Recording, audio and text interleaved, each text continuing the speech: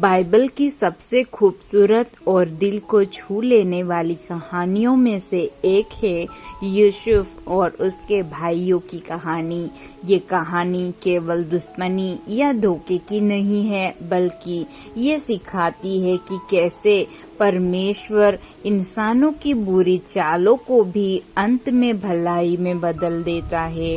आइए शुरू करते हैं इस कहानी का पहला अध्याय, जहाँ से इस पूरी ऐतिहासिक घटना की नींव पड़ी। कनान देश में याकूब नाम के एक बड़े बुजुर्ग रहते थे। उनके कुल 12 बेटे थे, लेकिन उन सब में से याकूब अपने 11वें बेटे यूसुफ से सबसे ज्यादा प्यार करते थे।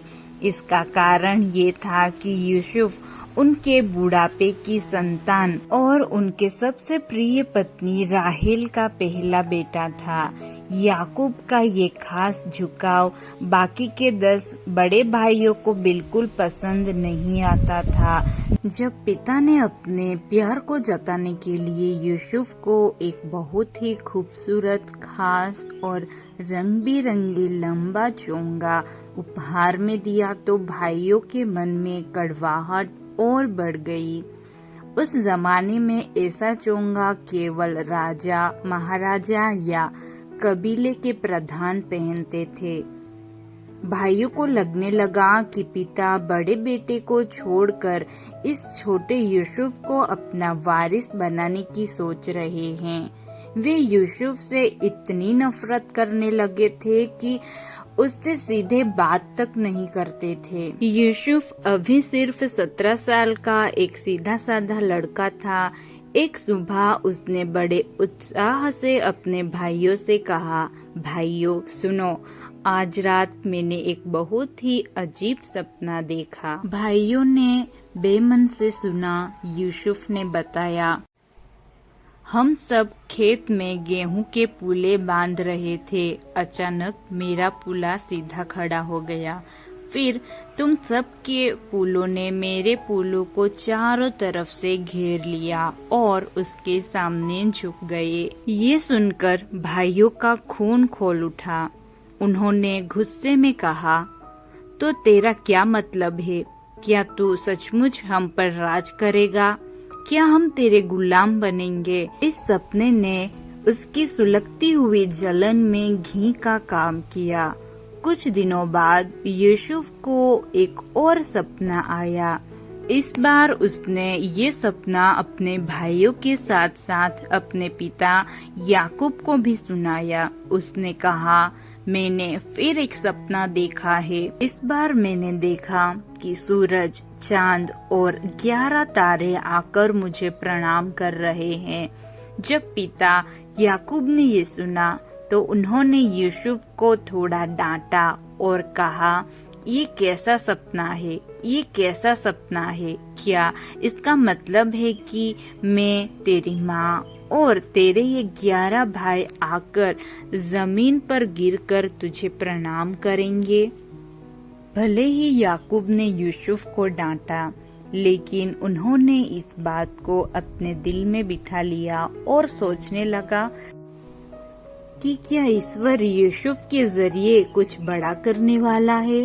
दूसरी तरफ भाइयों की नफरत अब बर्दाश्त से बाहर हो चुकी थी। वे यूसुफ को रास्ते से हटाने का मौका ढूंढने लगे। एक दिन याकूब के बड़े बेटे अपने पशुओं को चराने के लिए शकेम नाम की जगह पर गए हुए थे, जो उनके घर से काफी दूर थी। कई दिन बीत जाने पर भी जब वे नहीं लौटे तो याकूब को उनकी चिंता हुई। याकूब ने यूसुफ को बुलाया और कहा, जाओ और देखकर आओ कि तुम्हारे भाई और भेड़ बकरियां ठीक ठाक है या नहीं।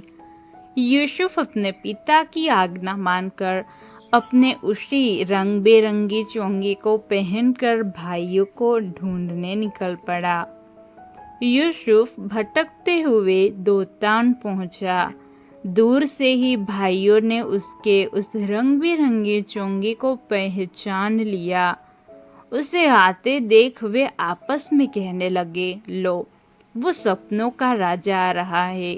चलो आज इसे जान से मार देते हैं और किसी सूखे कुएं में फेंक देते हैं। पिता से कह देंगे कि किसी जंगली जानवर ने उसे खा लिया, फिर देखेंगे इसके सपने का क्या होता है। सबसे बड़े भाई रूबेन के मन में दया आई। वो यूसुफ को मारना नहीं चाहता था। उसने भाइयों से कहा, हम अपने भाई का खून क्यों बहाए, इसे बिना चोट पहुंचाए इसे सूखे कुएं में डाल देते हैं। रूबेन की योजना थी कि जब सब सो जाएंगे तो वो चुपके से यूसुफ को निकाल कर पिता के पास वापस ले जाएगा। जैसे ही यूसुफ अपने भाइयों के पास पहुंचा, उन्होंने उस पर हमला कर दिया। उन्होंने बेरहमी से उसका वह सुंदर चोंगा फाड़ कर उतार दिया और उसे एक गहरे सूखे कुएं में फेंक दिया। यूसुफ कुएं के अंदर से रोता रहा, गिड़गिड़ाता रहा, लेकिन भाइयों का दिल नहीं पिघला। वे बाहर बैठकर आराम से खाना खाने लगे। खाना खाते समय उन्होंने देखा कि मिस्र की तरफ जाने वाले इस्माइली व्यापारियों का एक काफिला वहां से गुजर रहा था। तब यहूदा नाम के भाई ने कहा, इसे मारने से हमें क्या मिलेगा? क्यों न हम इसे इन व्यापारियों को बेच दें? आखिर ये हमारा भाई ही तो है। सब इस बात पर राजी हो गए।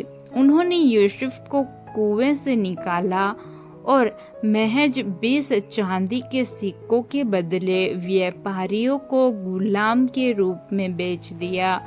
जब बड़ा भाई रूबेन वापस आया और उसने कुएं को खाली पाया तो उसने दुखी होकर अपने कपड़े फाड़ लिए, लेकिन सब बहुत देर हो चुकी थी।